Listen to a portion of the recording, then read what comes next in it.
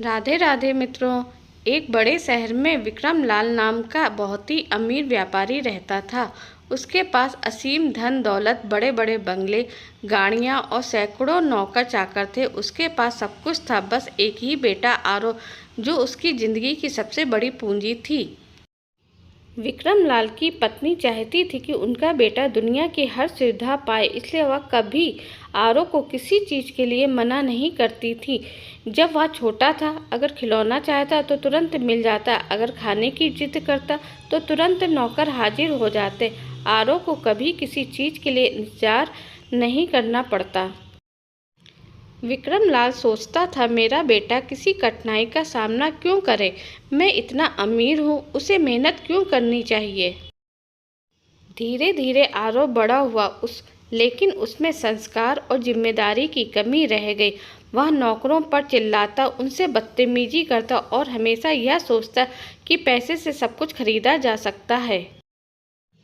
एक दिन विक्रमलाल ने देखा कि आरो अपने ही गांव के गरीब बच्चों का मजाक उड़ा रहा है। उसे बहुत दुख हुआ। उस रात उसने गहराई से सोचा, शायद मेरी ही परवरिश में ही कोई कमी रह गई है। मैंने उसे सब कुछ दिया, लेकिन मूल और विनम्रता देना भूल गया।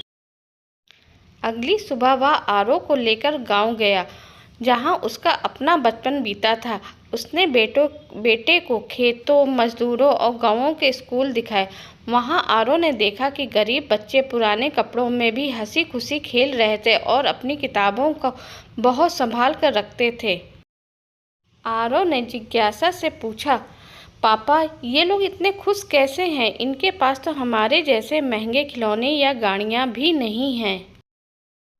विक्रमलाल ने गहरी सांस लेकर कहा, बेटा, खुशी का संबंध पैसे से नहीं बल्कि संस्कार और संतोष से होता है।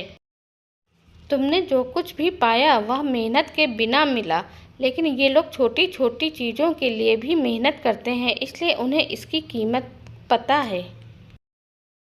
फिर उसने आरो को गांव के एक गरीब किसान से मिलवाया, जिसने कठिन परिश्रम कर अपने बेटे को पढ़ाकर अफसर बनाया था। आरो उस किसान के बेटे की विनम्रता और आदर भाव देखकर चौंक गया।